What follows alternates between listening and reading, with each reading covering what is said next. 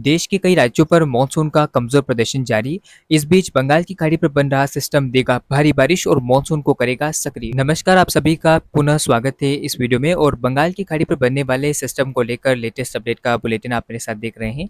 बंगाल की खाड़ी पर जल्दी एक सिस्टम का फॉर्मेशन होगा, जो कि आप स्क्रीन पर देख सकते हैं। और यह सिस्टम आगे बढ़ता हुआ इंटेंसिफिकेशन के साथ देश के मानसून को प्रभावित करेगा।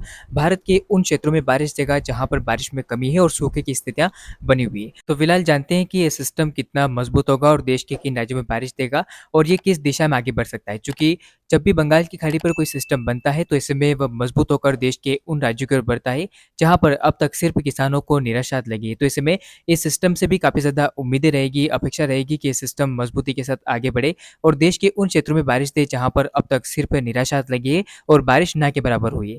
तो ऐसे में चलिए जानते हैं इस वीडियो में क्या कुछ संभावना रहेगी सिस्टम के आगे बढ़ने को लेकर और कितना मजबूती के साथ सिस्टम आगे बढ़ सकता है। तो चलिए वीडियो को शुरू करते हैं। और आप स्क्रीन के सामने देख सकते हैं कि सिस्टम को मजबूत करने के लिए सबसे महत्वपूर्ण हवाएं होगी और हवाएं अरब सागर से मानसून की मिलती हुई नजर आएगी, जिससे ये सिस्टम आप देखिए इंटेंसिफिकेशन होता हुआ आपको नजर आएगा। तो आप देख सकते हैं कि सिस्टम 5 और 6 अगस्त के आसपास दक्षिणी मध्य बंगाल की खाड़ी के ऊपर विकसित होता हुआ नजर आएगा।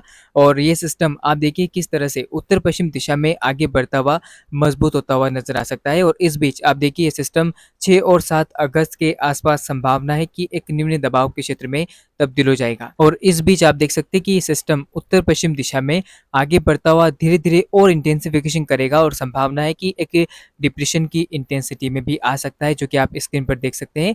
और धीरे धीरे आप देखिए सिस्टम के अंदर इंटेंस हवाओं का बढ़ता हुआ नजर आ रहा होगा। हालांकि जैसे ही ये सिस्टम तटीय इलाकों के पास पहुंचेगा वैसे वैसे थोड़ा कमजोर होना शुरू हो जाएगा। और संभावना है कि 8 और 9 अगस्त के बीच में यह सिस्टम तमिलनाडु के उत्तरी भागों में और आंध्र प्रदेश के दक्षिणी भागों पर लैंडफॉल करता हुआ नजर आ सकता है। और इस बीच संभावना है कि यह सिस्टम 10 और 11 अगस्त के आसपास कर्नाटक के ऊपर पहुंचेगा और वहां से उत्तर पश्चिम दिशा में आगे बढ़ता हुआ हो सकता है कि थोड़ा अरबियन सी के अंदर जाए।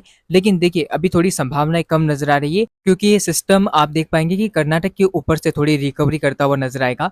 और संभावना है कि महाराष्ट्र के ऊपर से यह सिस्टम मध्य भारत की ओर बढ़ सकता है। तो ऐसे में चलिए जानते हैं कि किस तरह से बारिश देश भर में यह सिस्टम देगा और साथ ही साथ किन राज्यों पर अभी भी निराशाजनक स्थिति बारिश को लेकर बनी रह सकती है। चलिए तो अब बारिश को लेकर भी संभावनाओं की बात कर लेते हैं। आप स्क्रीन पर देखिए जब सिस्टम आगे बढ़ता हुआ इंटेंसिफिकेशन करेगा उस दौरान आप देख पाएंगे कि केरल कर्नाटक के तटों पर भारी बारिश हो सकती है और तमिलनाडु के तटीय इलाकों पर भी भीषण बारिश होने की संभावनाएं नजर आ रही है। इस बीच आप देख पाएंगे कि 7, 8 और 9 अगस्त के बीच में भारी बारिश की संभावना आंध्र प्रदेश के कुछ भागों पर भी नजर आ रही है और महाराष्ट्र के कुछ क्षेत्रों पर भी इस सिस्टम का प्रभाव नजर आएगा। साथ ही साथ मध्य भारत में भी मध्य प्रदेश छत्तीसगढ़ में लगभग लगभग अधिकांश जगहों पर मध्यम से भारी बारिश होने की संभावना है।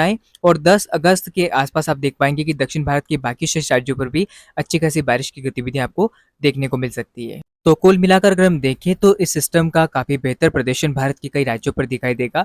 और लगभग लगभग आप देख पाएंगे कि मध्य भारत के कुछ राज्यों में, दक्षिण भारत के अधिकांश राज्यों पर ज़बरदस्त बारिश होगी। और खासतौर पर महाराष्ट्र के इलाकों में मौसम बदलता हुआ इस सिस्टम के चलते आपको 9, 10 और 11 अगस्त के बीच में नजर आ सकता है। बंगाल की खाड़ी पर फिर से सक्रिय सिस्टम बनेंगे, जिससे देश के राज्यों पर बेहतर मानसून वर्षा होने की संभावना है। फिलहाल इस वीडियो में, इस बुलेटिन में इतना ही। धन्यवाद।